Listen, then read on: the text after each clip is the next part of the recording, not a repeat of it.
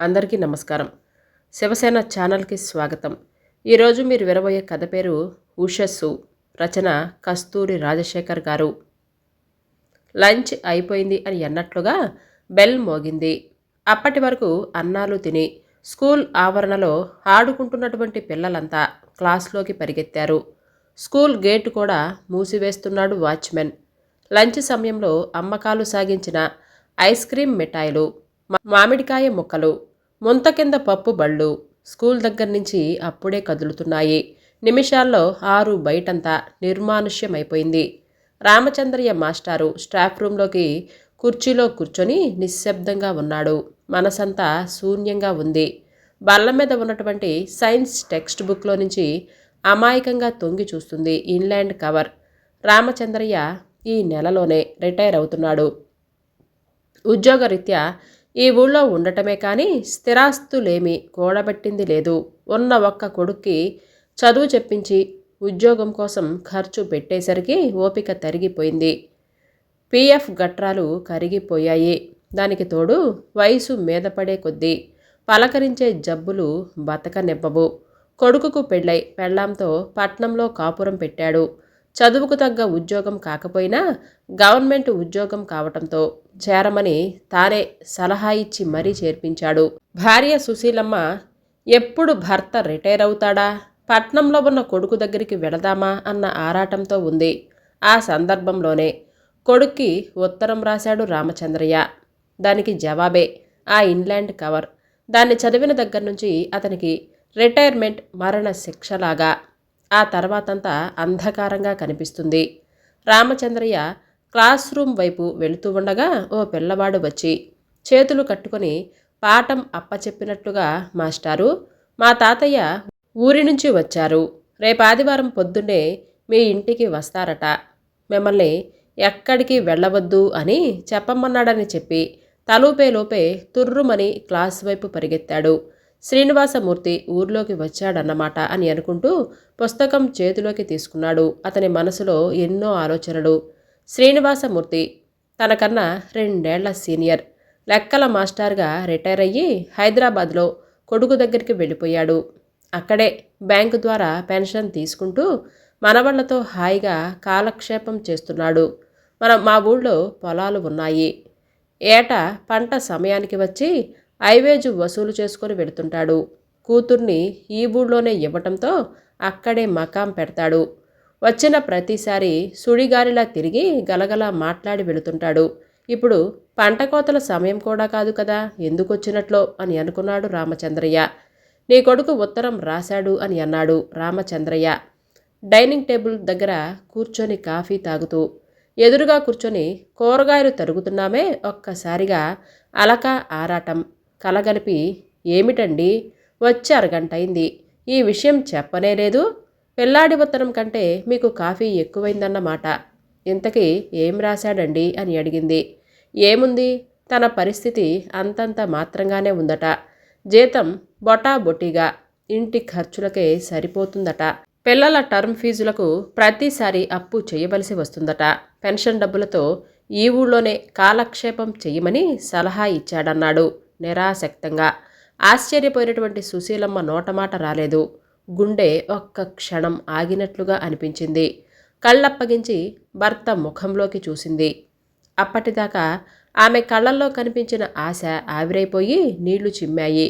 కూరలు మరింత విసురుగా తరుగుతూ ఆక్రోశంగా, ఏంటో ఇంతకాలానికి కూటి కోసం పిల్లల్ని దేబిరించాల్సి వస్తుంది. కడుపు కట్టుకొని ప్రయోజకుల్ని చేశారు. మన కోసం చిన్న గుడిసె కూడా ఆలోచించలేదు. అవసరం తీరిన తర్వాత వాడి తోవన వాడు పోయాడు.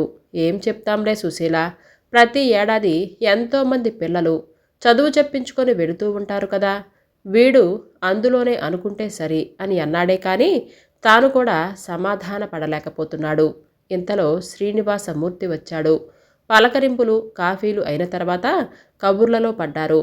ఏమయ్యా రామచంద్రయ్య, నీ రిటైర్మెంట్ ప్లాన్ ఏమిటి? కొడుకు దగ్గరికి వెళ్ళటమేనా, ఇంకేమైనా ఉందా? రామచంద్రయ్య నిశ్శబ్దంగా నవ్వాడు. ఇంతలో సుశీలమ్మ అందుకుంది. మాకంత అదృష్టం కూడానా అన్నయ్య గారు? మేమొస్తామన్నా కూడా వద్దనే అంటున్నాడు మా కొడుకు. కడుపు నిండా తిందలేదు, కంటి నిండా పడుకున్నది లేదు. పెంచటం, ప్రయోజకుల్ని చేయటంలోనే ముసలివాళ్ళమైపోయాము. నిండా పండేదాకా అంటిపెట్టుకొని అవసరం తీరాక విసిరి కొట్టే తొడిమెల్లాగా అయిపోయింది మా బతుకు అని ముక్కెగరేస్తూ కొంగు అడ్డం పెట్టుకుంది. శ్రీనివాసమూర్తి రామచంద్రయ్య వంక చూశాడు. ఏం రామచంద్రయ్య, నీ బాధ కూడా అదేనా? రామచంద్రయ్య పెద్దవి విరుస్తూ అలాగే తలూపాడు. ఆర్థికంగా ఇబ్బంది పడుతున్నారట. ఇక్కడే పెన్షన్తో బతికేయమన్నాడు. శ్రీనివాసమూర్తి దీర్ఘంగా నిట్టూర్చాడు. ఏంటయ్యా నీ బాధ? ఇంతమందికి చదువు చెప్పావు, ప్రతి పాఠాన్ని విశ్లేషించి విడమర్చి చెప్పే నువ్వు కూడా అనాలోచితంగా మనసు కష్టపెట్టుకుంటున్నావే. పాఠం వేరు, పాశం వేరయ్యా, నీకు చెప్పలేను అని అన్నాడు రామచంద్రయ్య. సుశీలమ్మ చురుగ్గా చూస్తూ, లక్షలు కూడబెట్టి మనవళ్లతో హాయిగా కాలక్షేపం చేస్తూ ఉంటే మేము కూడా ఎన్ని కబుర్లైనా చెప్పగలమన్నయ్య గారు. రామచంద్రయ్య మందలిస్తూ చూసి, ఏంటా మాటలు అని అన్నాడు. అతని భుజం తడుతూ వేదాంతిలా నవ్వి, శ్రీనివాసమూర్తి, నాకు తెలుసమ్మా, నీ బాధ నేను అర్థం చేసుకోగలను. నేనొక ప్రశ్న అడుగుతాను, సమాధానం చెప్తారా? ఏమిటన్నట్లు అతని వైపే ఇద్దరూ చూశారు. కొడుకు కోసం జీవితాన్ని త్యాగం చేశాము అని అనుకుంటూ వాణ్ణి తిట్టిపోస్తున్నారే. వాడు మిమ్మల్ని రావద్దని అనలేదే, ఎక్కడే ప్రశాంతంగా ఉండమన్నాడు, అంతే కదా. తల్లిదండ్రులను చూడలేకపోవటం అతని తప్ప. చూడగలిగినంత జీతం లేనివాడు. వాడికి ఆ ఉద్యోగం నువ్వే కదా ఇప్పించింది. మరది మీ తప్పు కాదా చెప్పండి. తమ అసమర్థతని చూపే ఆ ప్రశ్నకి తెల్లముఖాలు వేశారు ఆ దంపతులు ఇద్దరు. ఆలోచించండి. మీ ఆర్థిక స్థాయిని బట్టి వాడికి చదువు చెప్పించారు. వాడి ఆర్థిక స్థాయిని బట్టి వాడు సంసారాన్ని ఈదుతున్నాడు. వీలుంటే వాడికి చేదోడుగా నిలవాలి, కానీ వాడికి మరింత భారం కాకూడదు. అంటే అమ్మా నాన్నలని చూడాల్సిన బాధ్యత వాడికి లేదంటారా? బలహీనమైన స్వరంతో అడిగింది సుశీల. అదే చెప్తున్నా, బాధ్యతని మీరనుకుంటున్నారు. అదే వాడికి భారంగా మారుతుందని గుర్తించటం లేదు. ఇంకా నయం, అప్పులు ఎక్కువయ్యాయి. గ్రాడ్యుటీ, పిఎఫ్ తాలూకు డబ్బులు వెంటనే పంపమని రాసుంటే అప్పుడు మీరేం చేసేవారు? మిమ్మల్ని తీసుకెళ్ళి ఒక నెల రోజులు స్వర్గాన్ని చూపించి బయటికి పంపించేసుంటే ఏం చేయగలిగేవారు? మీ కొడుకు సంస్కారం ఉన్నవాడు, అందుకే తన పరిస్థితిని మీ ముందు ఉంచాడు. అది మీరు అర్థం చేసుకోవాలి. రామచంద్రయ్య తల పంకిస్తూ, నిజమే అనుకో, కానీ నా పెన్షన్ కూడా కలుపుకొని అందరం కలిసి ఉంటే కలో గంజో అమృతంగా ఉంటుందయ్యా. మన చుట్టుపక్కల వాళ్ళ పిల్లలు 5,000 మైళ్ళ దూరంలో ఉన్న తల్లిదండ్రులని ఎప్పుడు వస్తారు అని తరచి తరచి అడుగుతున్నారు. 5 గంటల ప్రయాణం దూరంలో ఉన్నవాడు అంత నిష్ఠూరంగా రాయటం సబబేనా అని అన్నాడు. శ్రీనివాసమూర్తి చిరునవ్వు నవ్వాడు. రామచంద్రయ్య, వాస్తవం అంతకంటే నిష్ఠూరంగా ఉంటుంది. కలిసి ఉండలేకపోవటానికి కారణం కేవలం ఆర్థిక సమస్య ఒక్కటే కాదు, మరెన్నో సున్నితమైన కారణాలు ఉంటాయి. అవి అనుభవిస్తే కానీ అర్థం కాదు. మీ వాడి చుట్టూ ఎన్ని అనుభవాలు ఉన్నాయో, వాడు ఎంత లోతుగా ఆలోచించి ఆ ఉత్తరం రాశాడో మీకేం తెలుసు? సుశీలమ్మ మధ్యలోనే అందుకుంది. మీరలా వాడిని వెనకేసుకురాకండి అన్నయ్య గారు. వాడి ఊసెత్తుతోనే మనసు భగ్గుమంటుంది. క్షణమాగి, ఆయన వడ్డున ఉన్నవాళ్ళు మీరు, నిండా మునిగిపోతున్న వాళ్లము మేము అని అంది. శ్రీనివాసమూర్తి ఆమె వైపు దీర్ఘంగా చూశాడు. మీ కొడుకు నుంచి మీరేదో ఆశించారు, అది వికటించేసరికి ఇంత బాధపడుతున్నావు. ఉమ్మడి కుటుంబాలపైన నీకు సరైన అవగాహన లేదు. నా అనుభవంతో చెబుతున్నాను విను అని అంటూ గొంతు సవరించుకొని మొదలుపెట్టాడు. రిటైర్మెంట్ అయి ఇల్లు ఖాళీ చేసి కొడుకు దగ్గరికి వెళ్ళిన తర్వాత మొదట్లో కొద్ది రోజులంతా ఆనందమే. అత్తగారు ఇక నిద్రపోండి అని చెప్పి కానీ తన గదిలోకి వెళ్ళని కోడలు, ఆఫీస్ విషయాల సైతం నాతో చర్చించి సలహాలు తీసుకునే కొడుకు, పురాణ కథలు వినందే నిద్రపోని మనవళ్ళు.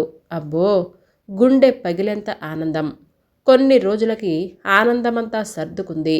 అందరూ తమ తమ పాత రొటీన్లో పడిపోయారు. అప్పుడు తెలిసింది మా చేరిక వారి సహజ జీవనశైలిలో మార్పు తెస్తుందని. మార్పు అని గౌరవంగా అన్నాను కానీ అది ఓ రకంగా చెప్పాలంటే డిస్టర్బెన్సే అని చెప్పొచ్చు. ప్రతి జంటకి తమ జీవితం ఎలా ఉండాలి, పిల్లల్ని ఎలా పెంచాలి, వారి భవిష్యత్తు ఎలా ఉండాలి అన్న విషయంలో దృక్పథం ఉంటుంది. మీకులాగానే వాళ్ళకి ఆ హక్కు కూడా ఉంది. మేము చేరటం వలన వాళ్ళ పద్ధతి కాస్త చెదిరిందని నాకు అనిపించింది అని ఒక్క క్షణం ఆగాడు. రామచంద్రయ్య, సుశీలమ్మ ఊపిరి బిగబట్టుకొని వింటున్నారు, ఏం వినాల్సి వస్తుందో అని. శ్రీనివాసమూర్తి మళ్ళీ కొనసాగించాడు. నేను నా భార్యతో చర్చించాను. ఊరికే తిని కూర్చునే కంటే వంట వార్పు తనే చేస్తాను అని అంది. మన ఇంట్లో పని మనం చేసుకోవటం తప్పేమీ లేదు కదా అని అనుకున్నాం. దీంతో కోడలికి వెసులుబాటు కలిగింది. టీచర్గా పనిచేయటం వల్లేమో నాకు ఆడపిల్లలు కూడా చదువుకొని ఉద్యోగం చేస్తుంటే చూడాలి అని కోరిక. కాలక్షేపం కోసం ఉద్యోగంలో చేరమన్నాను. నా కొడుకు మొదట వ్యతిరేకించినా సరే మంచి జీతం కావటంతో వెంటనే ఒప్పుకున్నాడు. నేను రోజు పొద్దున్నే వాకింగ్కి వెళ్ళి వస్తూ పాలు కూరలు తెచ్చేవాడిని. పిల్లల స్కూల్ దగ్గరే కావటంతో వాళ్ళని దింపి ఇంటికి తీసుకొని వచ్చేవాడిని. దాంతో పాలవాడిని, స్కూల్ ఆటోవాడిని మాన్పించగలిగాము. కొన్నాళ్ళకి ఈ రకమైన జీవన విధానానికి అలవాటు పడ్డాము. సుశీలమ్మ మెచ్చుకోలుగా అంది. చాలా పెద్దరికంగా సర్దుకుపోయారండి. మీరు వదినగారు చేదోడు వాదోడుగా మారారన్నమాట. అవునమ్మా, మేమదే అనుకున్నాం. కానీ ఒక్క విషయం మర్చిపోయాం. వాళ్ళకి సహాయంగా ఉంటున్నాము అని అనుకుంటూనే వారి ప్రమేయం లేకుండానే వారి జీవితంలో ఎన్నో మార్పులు తెచ్చాము. అన్నీ అనుకూలంగా సాగినంత కాలం పర్వాలేదు, కానీ తరాలతో పాటు సమాజ ధర్మాలు సాంప్రదాయాలు కూడా మెల్లమెల్లగా మారిపోతూ ఉంటాయి. దాన్ని అర్థం చేసుకొని మనమే ప్రవర్తించాలి. ఎవరి జీవితాల్లోనైనా సరే మన ప్రస్తావన ఒక మధురమైన అనుభవంగా ఉండాలి, కానీ తగాదాలను సృష్టించకూడదు. అప్పుడే నిర్ణయించుకున్నాను, మనకంటూ మనదైన ప్రపంచాన్ని నిర్మించుకుందాం. మనతో సహజీవనం సాగించే వాళ్ళే మన కుటుంబం. మన పిల్లల దగ్గర మనోవేదనతో బతికే కన్నా పండగలకి పబ్బాలకి వాళ్ళనే మన ప్రపంచానికి ఆహ్వానిస్తే ఎంత బాగుంటుంది. నా భార్యతో నా ఆలోచనలు పంచుకున్నాను. నాకు నీడగా తోడయింది. ఇప్పటి నా రాకకు కారణం అదే. పొలం అమ్మేసి నగరంలో ఉషస్సు అనే సేవాశ్రమాన్ని ప్రారంభిస్తున్నాను. ఇది పడమటి దిక్కున చిగురించే ఉషస్సు. జీవనం కోసం ఇన్నేళ్లు కష్టపడ్డా మనలాంటి సీనియర్ సిటిజన్లకి జీవితం రుచి చూపించే ఉషస్సు. నా కొడుకు కోడలు మొదట ఫీల్ అయ్యారు, కానీ నా అంతరార్థం గ్రహించాక మనస్ఫూర్తిగానే అంగీకరించారు. రామచంద్రయ్య తడిచేరిన కళ్ళు తుడుచుకొని ఉద్వేగంగా శ్రీనివాసమూర్తి భుజం తట్టి కుదిపేశాడు. సుశీలమ్మ సంగతి చెప్పనక్కర్లేదు, కళ్ళు వరదలయ్యాయి. ఎంత బాగా చెప్పారు అన్నయ్య గారు. ఎవరినో తప్పుపడుతూ మన మనసుని కొల్లబొడుచుకునే కన్నా ఏ అనాథాశ్రమంలోనో దేవుడి గుడిలోనో పడుండి టైం కింద ప్రసాదంతో కడుపు నింపుకోవటమే ఉత్తమం. కాటికి కాళ్ళు చాచుకొని ఉన్నవాళ్ళం కదా, ఇంకేమీ చెయ్యలేని నిస్సహాయులం అని అనగానే శ్రీనివాసమూర్తి అడ్డు తగులుతూ, నువ్వు అపార్థం చేసుకుంటున్నావమ్మా. సేవాశ్రమం అంటే వృద్ధాశ్రమమో అనాథాశ్రమం లాంటిదో కాదు. అవి నిస్సహాయులు సేవలు పొందే ఆరామాలు. మన సేవాశ్రమం అంటే సమాజ సేవకు నడుం కట్టిన వినూత్న సైన్యం. మనం వృద్ధులం కాదు, సిద్ధులం అని రుజువు చేసే వ్యవస్థ. రిటైర్మెంట్ అయిన తర్వాత ఇంకేం చేస్తాం, నిర్వేదంగా అన్నాడు రామచంద్రయ్య. ఆయన వైపు సానుభూతిగా చూశాడు శ్రీనివాసమూర్తి. నువ్వు జీవనం గురించి భయపడుతున్నావు, కానీ జీవితం అంతకంటే విలువైంది. రిటైర్మెంట్ అంటే జీవితం అయిపోయినట్లనో నువ్విక దేనికి పనికిరావనో కాదు. ఇప్పటి వరకు ఒక చిన్న వ్యవస్థలో నీ వంతు బాధ్యత ముగించావు. ఇప్పుడిక స్వేచ్ఛ అతిపెద్ద వ్యవస్థలోని అస్తిత్వాన్ని వినియోగించేందుకు కనిపించే వెసలబాటు. రామచంద్రయ్య మెచ్చుకోలుగా తలూపాడు, కానీ సుశీలమ్మ సమాధాన పడలేకపోతుంది. అలా అని శ్రీనివాసమూర్తి చెబుతున్న రీజనింగ్ని కాదనలేకపోతుంది. అందరూ లేనట్లుగా బతకటం చిత్రవదే కదా, బేలగా అంది సుశీలమ్మ. అదే చెబుతున్నాను. ఈ వయసులో మనది ఒక విచిత్రమైన పరిస్థితి. పిల్లలకు మన అవసరం అంతగా ఉండదు. మనకంటూ సామాజిక హోదా కూడా అంతంత మాత్రమే. కాలంతో పరుగు తీసే జీవన విధానంలో మనల్ని ఎవ్వరూ పట్టించుకోకపోవటం లేదనే సెల్ఫ్ పిటి. అందుకనే మనకై మనము వ్యాపకాన్ని ఏర్పరచుకోవాలి. మనలాంటి వాళ్ళ కోసం నేను తలపెట్టిన యజ్ఞమే ఉషస్సు. అదొక సేవాశ్రమం. ఏమిటో అన్నయ్య గారు, మీరెన్నైనా చెప్పండి. ఎవరికీ అక్కర్లేనప్పుడు రిటైర్మెంట్ రోజే చచ్చిపోతే పేడ వదులుతుందనిపిస్తుంది. సుశీలమ్మ అనగానే రామచంద్రయ్య గద్దింపుగా మందలించాడు. సుశీల, ఏమిటా మాటలు? ఆ ఉత్తరం వచ్చినప్పటి నుంచి చూస్తున్నాను. మతిలేనట్లుగా మాట్లాడుతున్నావు. శ్రీనివాసమూర్తి అతన్ని వారిస్తూ సుశీలమ్మ వైపు చూసి, ఎందుకమ్మా 1కి 10 సార్లు చావు కోరుకుంటావు? రిటైర్మెంట్ అనేది జీవనోపాధికి చివరి రోజు అంతే, జీవితానికి కాదు. ఇక సమస్యలంటావా? ప్రతి మనిషికి ఏదో ఒక సమస్య ఉంటూనే ఉంటుంది. చావే సమస్యకి పరిష్కారమైతే ప్రతి మనిషి రోజుకు 10 సార్లైనా చావాలి. దేవుడిచ్చిన జీవితాన్ని సంపూర్ణంగా అనుభవించాలి.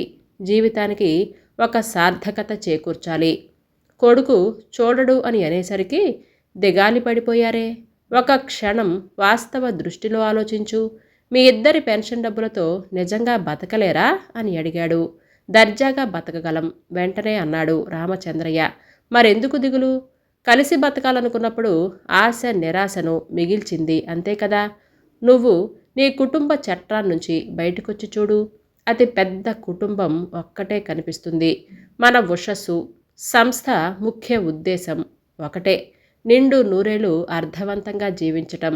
అక్కడందరూ మనలాంటి వాళ్లే. అక్కడ నీ వ్యక్తిత్వానికి విలువ ఉంటుంది, నీ అనుభవానికి గౌరవం ఉంటుంది, నీకంటూ ఒక జీవితం ఉంటుంది. అదే సమయంలో సహజీవన సౌందర్యం ఉంటుంది అని వివరిస్తున్నాడు శ్రీనివాసమూర్తి. ఉద్వేగంతో అల్లుకుపోయాడు రామచంద్రయ్య. నిజమే, సమాజానికి మనకు తోచిన సేవ చేద్దాం. వారం వారం స్కూళ్లలో మన సాంస్కృతిక వైభవాన్ని చెబుదాం. పొద్దున్నే పరుగులెత్తే ఉద్యోగాలలో ఊపిరాడకుండా పనిచేసి ఎప్పుడో ఏ రాత్రికో ఇల్లు చేరే మన కాలనీ వాసులకు టైంకి కట్టని కరెంటు బిల్లు కట్టి చిన్న చిన్న అవసరాలు మనం పగటిపూట చేయొచ్చు. నెలకొకసారి ఆదివారం అందరినీ కూడగట్టుకొని స్వచ్ఛ భారత్ వంటి కార్యక్రమాలు చేద్దాం. చుట్టుపక్కల కాలనీలో సమస్యలేమైనా ఉంటే మన వంతు సహాయం చేద్దాం చెప్పుకుపోతున్నాడు రామచంద్రయ్య. ఆనందంతో గలగలా నవ్వేశాడు శ్రీనివాసమూర్తి. చూశావా, నీకొక్కడికే ఇన్ని ఆలోచనలు వస్తుంటే ఇక అందరం కలిస్తే ఎంత అద్భుతం చేయొచ్చు కదా. సుశీలమ్మ రోదన తగ్గి మనస్సు ఊరడిల్లింది. నిజమే, తనకేమైనా ఓపిక తగ్గిపోయిందా ఏమిటి? తనకే అవకాశం ఇస్తే 100 మందికి వంటి చేత్తో వండి వార్చేయగలదు. అందరూ కలుసుంటే అంతకంటే పండగ ఇంకెక్కడుంటుంది? రామచంద్రయ్యకు ఆత్మవిశ్వాసం పెరిగి ఏనుగంత బలం వచ్చినట్లుగా అయింది. మనసులో దిగులు, నిరాశ తరుణిలో జారిపోయినట్లుగా అయింది. జీవన్మరణ సమస్యగా తాము భావించింది అసలు సమస్యే కాదని తేలిపోయింది. జీవితం కొత్తగా స్ఫూర్తివంతంగా కనిపిస్తుంది. మనదైన జీవితాన్ని మనసారా జీవిస్తే వానప్రస్థం కూడా ఇంద్రప్రస్థం అవుతుంది అని అంటూ లేచాడు శ్రీనివాసమూర్తి. రామచంద్రయ్య అతన్ని అమాంతం కౌగిలించుకొని సాగనంపాడు. రిటైర్మెంట్ రోజునే తనకొచ్చిన బెనిఫిట్స్లో సగం కొడుక్కి పంపించేశాడు. తన దగ్గరకొచ్చిన స్టూడెంట్స్కి ఆటోగ్రాఫ్ ఇస్తూ రాశాడు. మనం పొందిన దానితో కలిగేది కేవలం జీవనం, మనం పంచిన దానితో వెలిగేది జీవితం. ఈ కథ ఇంతటితో సమాప్తం. సరికొత్త కథతో మళ్ళీ మీ ముందుకొస్తాను.